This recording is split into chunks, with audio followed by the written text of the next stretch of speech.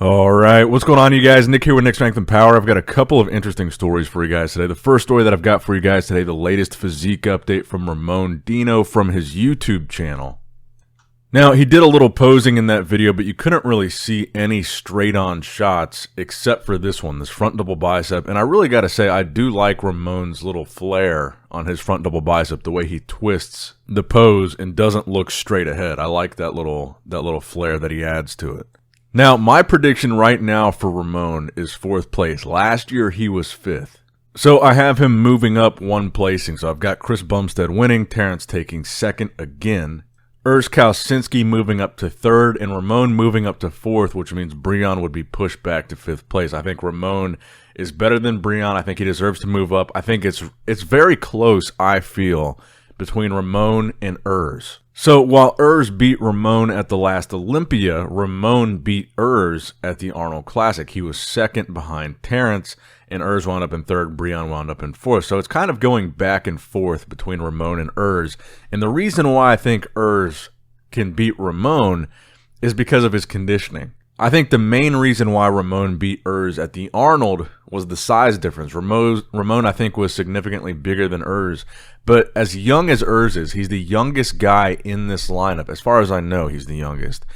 I think he's improved a lot between the Arnold and now, and his conditioning looks better than it looked for his Arnold Classic prep. So a bigger version of Urs with better conditioning, I think, will be enough to beat Ramon. But I still see Ramon being in that conversation, right up in that conversation for top 3. I think it's going to be very, very close between Urs and Ramon.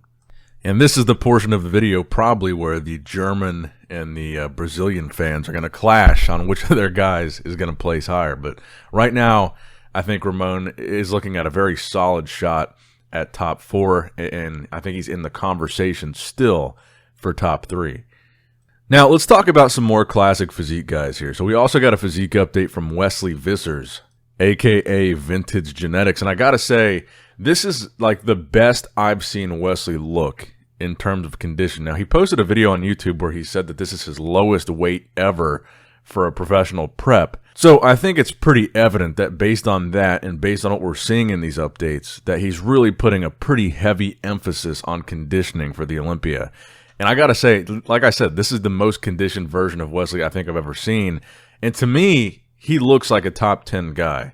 If he's not in the top 10 this year and there's like 60 competitors, I would be shocked. If his conditioning looks like this on stage, it's not just Instagram lighting, it's not just Instagram filters or whatever.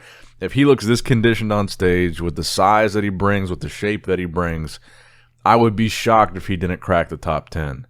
Top 6 is a different story because, like I said, I really feel like for whatever reason, the judges just don't really reward Wesley's physique. So maybe they just don't like it, and maybe that's just the trend of their judging. Maybe that's just their standard. Again, I don't know why, but for whatever reason, it seems like whenever Wesley's at the Olympia, he doesn't really get rewarded, and he doesn't really get the call-outs or the placings that we'd like to see him get. But I am very impressed by what we're seeing from him so far. And like I said, if this translates successfully to the stage, I see him in the top 10. I see him in the conversation. And top 10 out of 60 guys is no small accomplishment.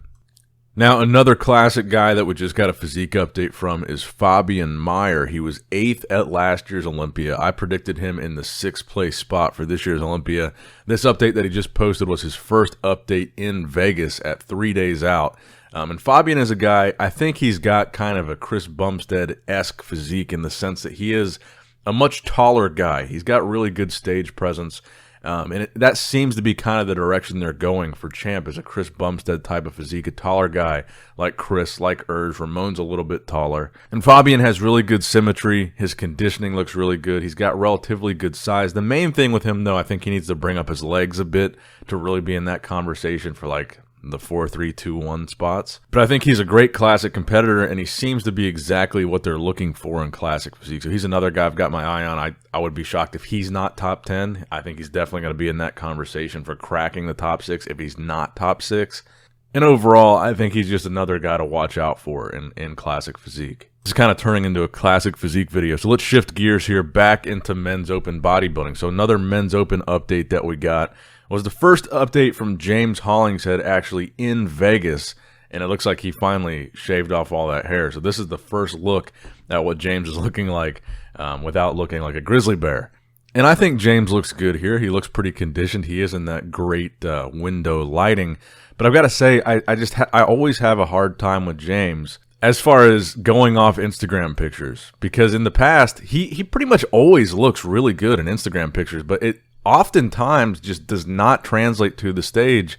He's one of those guys, like, there's other guys like James where that happens. They look really good on Instagram. They don't look good on stage.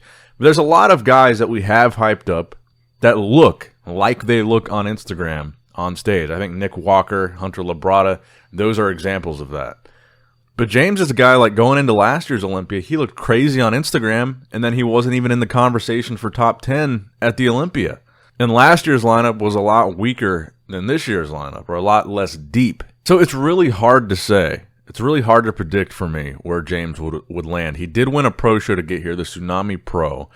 I think he will likely be outside the top 10, maybe right outside looking in.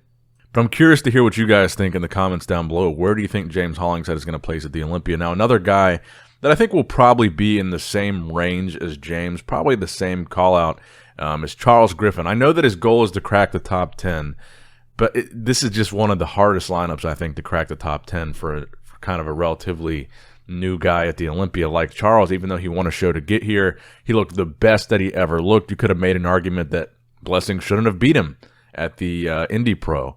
His conditioning was the best it's ever been. I think he was bigger than ever. He's got this vacuum pose now, which makes him look a lot more aesthetic in the midsection. His midsection was something that wasn't his strongest point in the past. He's got that fixed with the vacuum pose. He's a guy that's really impressed me. He's also working with Matt Jansen. Matt's the guy that's working with Nick Walker. Matt has a pretty damn good track record with bringing in guys to the Olympia. So I think Charles will be close to top 10, maybe 11 or 12. I think he's comparable with James Hollingshead, that type of physique, that type of call-out. His conditioning looks good, but I wouldn't say it looks as tight as some of the other guys that we've seen. As tight as Nick, as tight as Hunter, Hottie, Bonac, those type of guys. I just don't see him with that level of conditioning yet, and maybe in the next couple days he will tighten up significantly. But he's a guy that I've had my eye on for a while, and I think he'll probably be right outside that conversation. Maybe Charles, Blessing, Brandau, Hollingshead, Justin Rodriguez. I see that as being a potential call. And by the way, we did get another physique update from Justin Rodriguez. This side tricep here, which he says was his last update taken from his lowest weight this prep, which was 262 pounds this morning, fasted. Actually, that was yesterday morning. But that's kind of where I see Justin. That's kind of where I see James. And that's not an insult to these guys. Like I said, you've got over 30 guys doing this Olympia. So when we're talking about the top 6 and then the top 10, the next like really big honor, I guess, would be to be right outside that top 10, 11, 12, 13, 14, that call out. So you're basically going to have the first call out, the second call out, and that's probably going to cover the whole top 10. Then the third call out is going to be like the guys that are just right there for top 10, almost in there. Then all the call-outs after third are really going to be the guys that are like 15th place and beyond. So that third call-out is really still going to be kind of in the conversation. Then beyond that is kind of the guys that I think are going to get kind of lost in the shuffle. So to say James, Charles, Brandau, Blessing, Justin will be in this third-ish call-out is not an insult. I think that still means they're kind of guys that are in the conversation and guys that belong there. Now, the final story I wanted to throw in here was one more physique update from Angel Calderone, the 212 competitor. And I got to say, he reminds me a lot in this most muscular shot, in this update, of Hadi Chupin. And I want to remind you guys, he did qualify for both men's open bodybuilding and 212.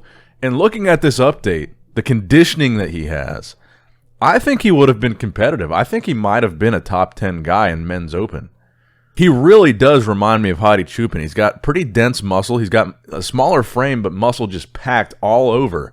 And his conditioning is good. His conditioning is really good. I think he'll be a top guy in that conversation for 212. By the way, I'm going to do my 212 Olympia predictions later today, so stay tuned for that. That's going to wrap it up for the video, guys. I hope you did, in fact, enjoy it. Make sure you like and subscribe from all that Olympia coverage. You don't want to miss any of it. And as always, I love you guys. Appreciate you guys. Nick Strength and Power signing out. Alright guys, don't forget to click that like button and subscribe to this channel if you enjoy the content. Also check out my Instagram at NickStrengthPower. My Facebook page, which is simply Nick Strength and Power. My secondary YouTube channel, Nick Strength and Vlogs, for vlogs and bonus content that you will not see on this channel. And consider subscribing to my third YouTube channel, Nick Strength and Pokemon, which is all things Pokemon and trading card games, completely unrelated to this channel. So if you're into that, give that one a look. And all links to merchandise and social media will be in the description box below. If you guys want a Nick Strength and Power t-shirt, that will be in the Shopify link below. Have a great day.